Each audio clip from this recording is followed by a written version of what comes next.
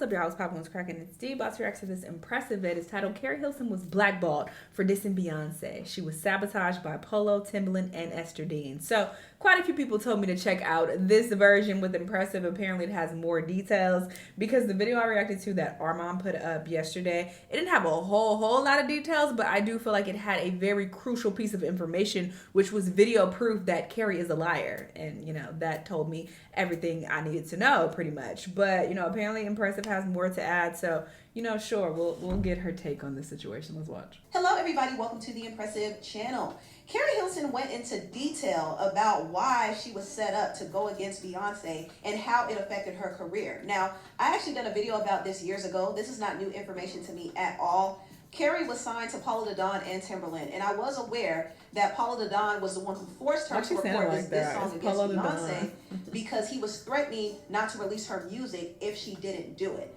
Now, the song in question was actually the remix to the song Turning Me On. And in the lyrics, my question is, if he forced her to do that and she's so upset by that, like, oh, you demon, why would you do this? You ruined my career. Why is she still working with him to this day? Because on her new project, she's collaborating with him, you know, to my knowledge. So that's a bit odd, but sure. It sounded like she was taking a shot at both Beyonce and Sierra because she said, your vision cloudy if you think you're the best. You could dance, meaning Sierra. She could sing, meaning Beyonce. But she need to move it to the left, to the left. She was obviously referencing Beyonce's Irreplaceable song. And then she went on to say this. She need to go have some babies. She need to sit down. She fake. Them other chicks ain't even worth my time to talk about.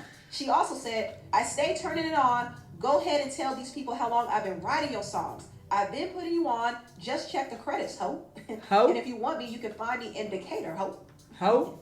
So these lyrics seem like they were supposed to be directed towards Beyonce and even Sierra. And a lot of people were outraged by it. And this really did affect Keri's career. Keri was still able to have some success after the fact. I mean, she did have a hit song called Pretty Girl Rock. But her controversial video and single, The Way You Love Me, actually tainted that whole moment. And so things weren't the same. But really, she was never going to reach a certain height after the narrative was put out there that she dissed Beyonce. And Keri never really told the full truth about what really went down with that song. In fact, there was an old interview that surfaced of her saying that she was on board to do it, and it was never intended to shade anybody. But no, he didn't like force me to do anything. I mean, it was a suggestion, and I told him, okay, I'll try it. You know, it's a hot verse. I love the verse. Yes, I heard specific names being brought up. No, it's not about that. No, I guess that's the only way I can say it. I'm not retracting. It's just that was never the energy behind it. So from listening to this interview, it almost seemed like Keri was down with the shenanigans. But in actuality, she hated the verse. She didn't want to do the song. She felt forced to do it because her boss, Paulo, threatened not to release her album if she didn't. And not to mention, she didn't even write the song. Ester Dean wrote the song. And all these things are all irrelevant. It doesn't matter who wrote the song. It doesn't matter who was threatening her career. She should have had enough common sense to be like, hey, me going after the biggest R&B star in the world is career suicide. I'm not doing that. You don't have to put out my music. Cool. I'm gonna go shop elsewhere. Somebody will pick up my music at some point. Even if I gotta grind and get it out the mud and figure it out eventually. My chances are better doing that versus dissing the biggest R&B star in the world. What sense does that make? You calling her hoes and all type of shit? Obviously that's not gonna be received well. What? And okay, let's say, oh, she was young, dumb, she didn't understand. Cool, then say that to this day. Say, hey, I made the wrong decision. That sure, you know, I was encouraged to do such and such, but I shouldn't have did it because it did mess my career up. But that's not what I heard. I heard a lot of blaming and, oh, well, they did this. They forced me and da-da-da. Take some accountability. Nobody put a gun to your head and forced you to record that damn song. At the end of the day, you made the decision to record the song. That's that on that. All this other bullshit, what does this have to do with her recording the song? It don't matter who wrote it. A lot of these R&B singers don't write all of their music. Beyonce has writers. Like, people have people who write their lyrics. That's irrelevant. The point is she went in the stew. She recorded the song with her whole chest. And you face the consequences of that, period. But say that. Be like, yeah, that was a bad decision on my part. Because ultimately, you make the final decision as a grown woman. What are we talking about? So all these excuses y'all got for her is crazy. Do I care though? I don't give a fuck about these people. Girl, your career is done. Whatever. Cool. Move on. I don't know why she even bringing this up. Oh, I do know. Because I said in the video yesterday that it's because her album is about to drop and she wants some sympathy points. That's how I see it. All this time, Keri was protecting everybody involved, but now the truth finally came out. Polo wanted me to do a remix to Turning Me On. Forced. Girl, He bye. had produced the record, and I wasn't, because I was on tour with Lil Wayne. I wasn't able to like lay anything down. He had been on me for a I think this is also annoying because in this climate that we're in right now where women are being forced to do like sexual things and, you know, weird shit like that is coming out where they're being assaulted and there's actual heinous things taking place in the industry with women. It's like, girl, this is so petty, in my opinion. Like, yeah, it ruins your career, but okay, you decided to do that ultimately. It was some bullshit diss that you were on board to do. When it's like, there are bigger fish to fry when we discussing people being forced to do shit. Let's be clear. So that's why I really don't have any sympathy for it as well. It's just like, girl, bye. You made the decision. You agreed to do it. No matter who was encouraging you, you agreed. Hello. It happened. It's done. It was 20, 30 years ago. Let it go. Put out your music and let that be that. I don't know why she even trying to bring this up. Again, I do know why, and that's what's annoying. Because it's like, would you even be talking about this if you didn't have an album that's about to drop? No. It's about we need to do a remix. Trying to get some sympathy. Okay, so I take off. It wasn't happening quick enough for him. I take off. We fly in. He had another writer in our camp at the time. He had her write this. So he played it for me, like, this is the remix, because I'm thinking I'm coming in to go write a remix to Turn Me On. Like, the whole time I've been writing concepts, like, girl, what would I say? How do I even remix this? Like, what do I want to... So I had lines, and I had, like, she did end up going on to have some babies. She took your advice, had some babies, and went on to have a thriving career, and you struggling. But I come into the studio, and he plays me this verse, and I'm like, automatically, I'm like, I'm not saying that. That was my position. But you knew it was shady when you heard it. Yeah. Exactly. That's Charlamagne trying to have her take some type of accountability. But you knew it was shady. You knew it was wrong. I didn't know really who it was about, girl. So I never found it. But we disagreed. See, this is what's annoying. This is what's annoying. I don't like when people throw stones and hide their hands, or when they're involved in some bullshit, but try to be like, well, I didn't know what was going on. I'm a victim, and I just showed up, and they're the ones who did wrong. I don't like when people do that. So that's my main irritation with this whole situation as well. It's like, girl, take accountability to some degree. Obviously, there's a whole team involved, and people make collective decisions, but ultimately, you have to decide to do these things as well. You're an adult. Because he believes in kind of the shock jock mentality. He believes in kind of... And saying that you didn't know it was about Beyonce is such crap. So, exactly. So I tried to fight him on it. And I began writing my own. That's what I did with my time there. But it was quite forceful. You know what I mean? That's just such a bad term to use. Again, when women are actually being forced to do certain shit. It was forceful. Girl, if it was that forceful to the point where you were so scared, why are you still working with this nigga to this day? If it was that aggressive and, you forced me. That's what I'm not liking. Her verbiage is horrible. I don't like it. In an executive artist way? Yeah, in an executive artist way only. Involving others and it's a terrible running my term to career use. in a sense, in a real sense. Like, you're not coming, because my album wasn't out yet. So it was like, you're not Bye, coming Keri. to do this. And the mistake that I made was not continuing to fight. But I was in tears. I was crying. I was adamant that I did not want to do that. For people that don't know, you were signed to Polo. I was signed to Polo and Timbaland. Yep, in a joint venture at Interscope Records. Yep. And she is such a liar. You was in tears and crying. You was so distraught by it. But fast forward to the interview that you did. It was my decision. Nobody made me do nothing. That just doesn't seem like somebody who was forced to do something and was so distraught and upset. Even if she did want to lie to protect people, okay, let's go with that narrative. That whole demeanor don't make sense. That don't add up. If anything, it would be a lot more timid if you're just like, fuck, I'm being forced to do all this. I don't want to do any of this. It would be like, yeah, that's something that I agreed to do. Or, yeah, that's something that was, my choice. Like, she was very, like, standing 10 toes down, like, yeah, what's up? Making faces, frowning and all that. Yeah, it was my decision to do it. Ain't nobody told me to do it. Like, girl, she is full of shit. And if y'all can't detect it, that's on you. I don't know what the fuck to tell you, but I can detect the bullshit. And ultimately, nobody told you. Nobody forced you to do nothing. Nobody put a gun to your head. You did the song. super young, I felt I had no power. I felt I had no choice. But I did record my version, which had nothing like that in it. It was on subject. The song is about men. And I think days after? He remembers more because he was there. He remembers more. Was it days after when it leaked? It leaked like days after I did it, but he promised me that wouldn't happen, so it leaked. And that was that. And I wait, the nigga is there. Polo is there. The girl that wrote it, who went on to become famous. I protected everyone in the story, so I had to eat that. And I am still eating it to this day. What did Timbaland say? We'll eat it. I think he just went because they were partners. I think he just went along, but I don't remember that we involved him or that he was involved at all because he hadn't produced that record. But I wonder now. I would love to ask him, like, what did you think about that? What I do know is he went on to work with B and J, So did Polo. and tour with them, and so did Polo. And Crazy. I'm sitting there like, wow. But again, I was trying to keep peace, and also not wanting to put my career. They were still my bosses. Again, none of this makes sense. We have to use common sense, people, if you have any. No shade, but to the people who are so strong in being on Keri's side. Okay. You were trying to keep peace while you're on a song calling the biggest R&B star a hoe and going in on her so aggressively. Like, even for R&B, I know in R&B sometimes people take shots here and there. This is very aggressive for R&B. Very aggressive. This is not rap. So this is a lot. But you were trying to keep peace. Nothing about that screams peace. Put my career first. Are we using common sense? And again, they wrote it, sure. She said it. She recorded it.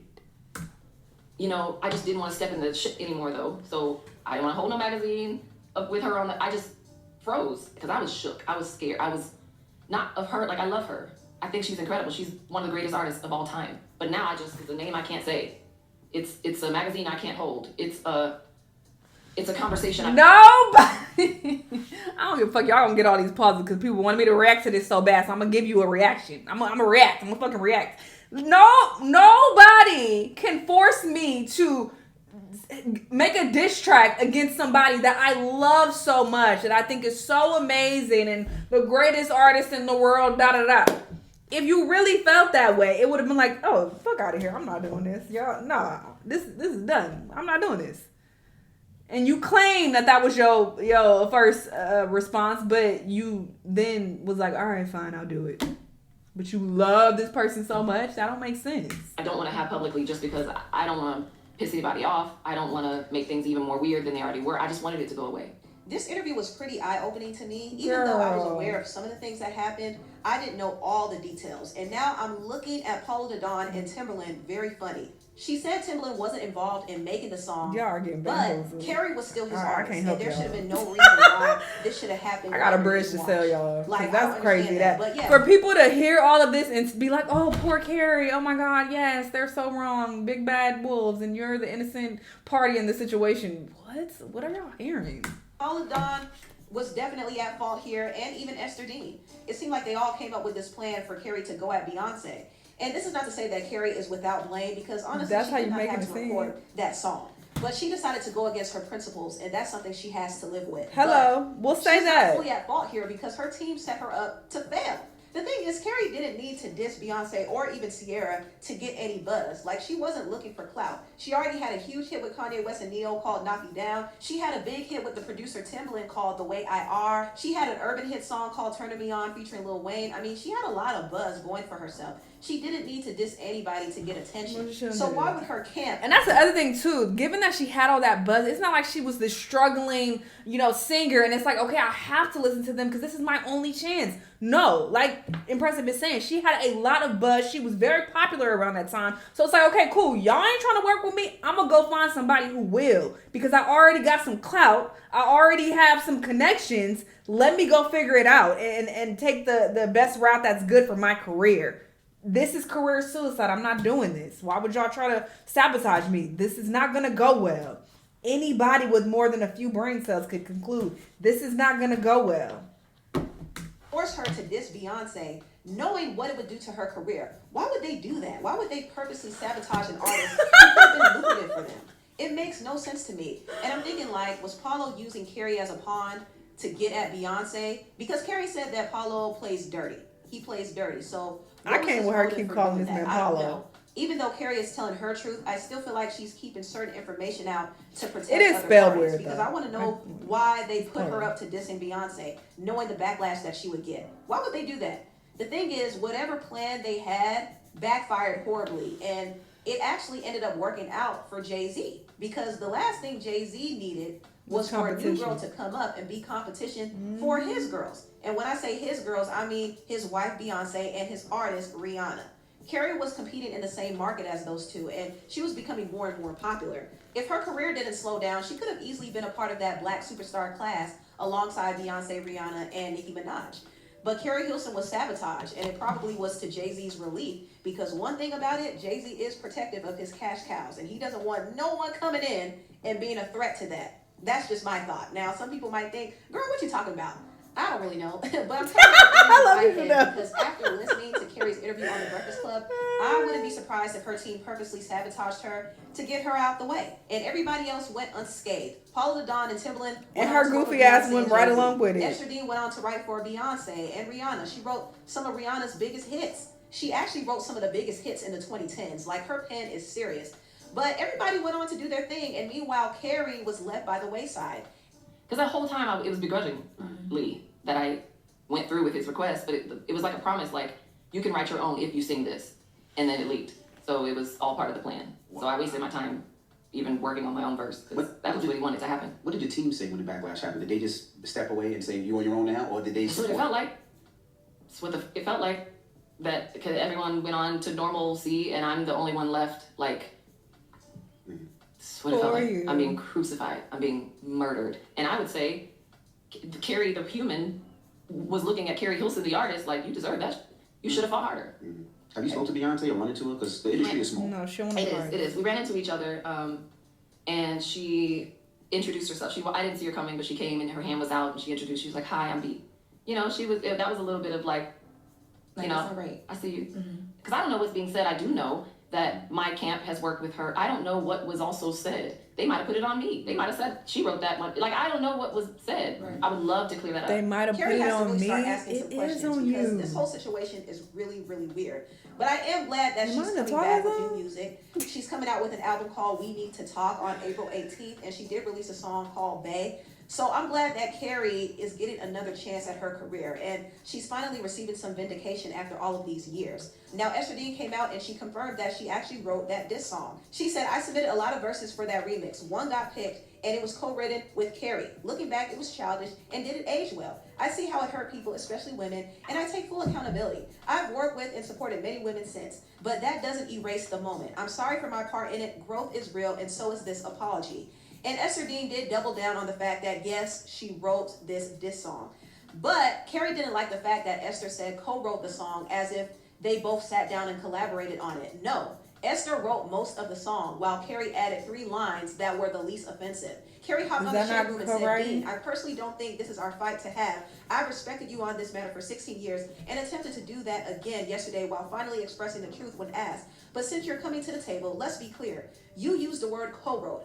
I rewrote 3 lines in your verse, which was the only battle I won in our whole matter. But you weren't there when all of this was going down, and we didn't write it together. These lines are mine.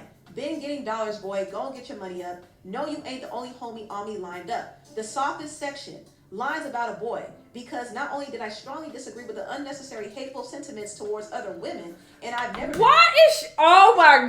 Wrap this up. This is so annoying. The self-awareness is at a 0. There is no accountability taken. Nowhere. In writing, in person, at the interview, there's none taken. As if you didn't record the song.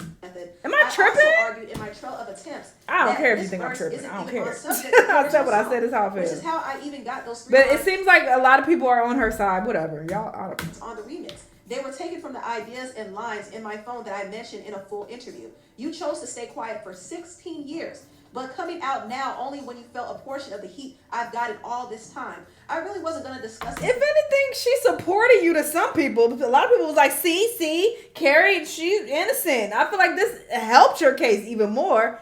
She should have stayed quiet.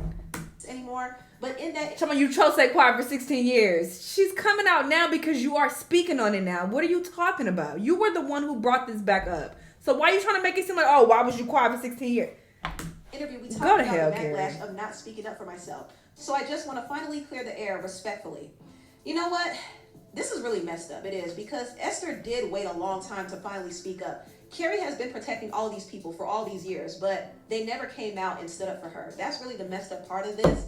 But I do hope that now I Keri feel like can I'm in move a forward Twilight without any Zone. drama in her career, because I think she deserves a second chance at this. She's very talented. She knows how to make a hit song. And so I'm wishing her a lot of success in this new era. Same. I hope her album is super successful and she goes on to do great things. Obviously, I don't have an actual issue with Keri. I don't know this fucking lady. I don't know any of these people. I do hope that, you know, she can move on from this because it happened so long ago. But my issue is just with the victim mentality. I feel like that's also a bit triggering for me because I have dealt with people in my life who have had this mindset, and it's like, you're not gonna take accountability for nothing.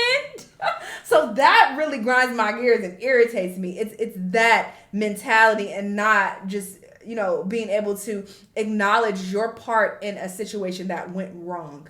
That's what you should be focusing on, because ultimately you are the artist and you were the one who decided to get in the booth and record that song. Nobody put a gun to your head and forced you to do that. So what are we even talking about? And it does seem like she's trying to garner sympathy at this point. It's like, girl, this is so old. So why are you even, well, you 16 years and you decided, but yo goofy ass got in the studio and recorded the song. What are we talking about? Sure, go on to do great things, Keri. Move on from this, because Beyonce don't give two fucks about what you got going on. Her career is thriving. She's about to go on tour and continue to make billions. So what are we really even talking about at this point? You know? Anyway, that's all I gotta say about the situation. Good luck to Keri. Y'all let me know what y'all think. Let me know what other videos you want to watch, and I'll see you on the next one. Bye!